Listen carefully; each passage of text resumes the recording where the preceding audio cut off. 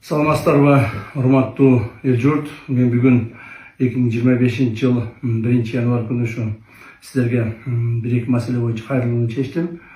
Себеби дегенде жыл жаңырып, баардыгыбыз жаңы жылды жаңы үмүттөр менен, жаңы иш пландар менен баштап аткандан кийин ар кимдин өзүнүн пландарыбыз бар.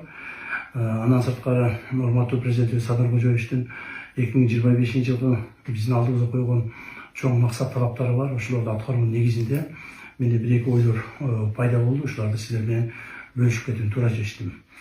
Тем более азыр баардыгыңыздар каникулда жүрөсүздөр, карап ойлоп чыкканга мүмкүнчүлүгүңүз бар. Биринчиден, 2025 жылдын 1 январынан баштап коррупцияга каршы күрөшүү мыйзамдары катаалданды. Муну мен ачык жана баардык элдерге жеткизип коюуну чечтим. Себеби дегенде бул мыйзамдын аткарыла башташынын негизинде көптөгөн адамдар ошол коррупцияга аракет кылгандар, коррупция жасаган адамдар, айрыкча мамлекеттик органдардын кызматкерлери билиш керек. Кийин билбей калып турмун, мыйзамдардын өзгөргөндүгүн мен сезбей калып турмун. Анан ошонун негизинде мурдагыдай эле окшойт деген ойдо болуп турмун деген болбош керек. Биринчиден, урматтуу эл журт, 2025 негизги биздин максатыбыз бул 2025 жылдын 2025-2026 жылдары Кыргызстаныбызда коррупция деген илдетти жоюу, жок кылуу болуп эсептелет. Жана биз ушул максатыбызга жетишибиз керек. Эмне үчүн мен муну айтып жатам?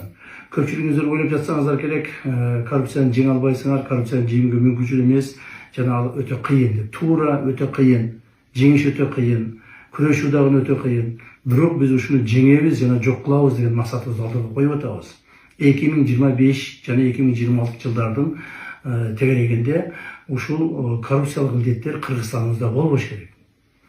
Эсиңиздерде болсо керек, биз ушул маселелер боюнча мындан биринчи жылдар, 1-2 жылдар мурда уюшкан кылмыштуулук топторду дагы жоёбуз, аларды жок кылабыз деген маалда кээ бир адамдар, чын айтканда көпчүлүк эле адамдар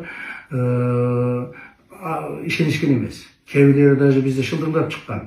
Жок эле нерсени айтып атасыңар, колуңардан келбейт деп.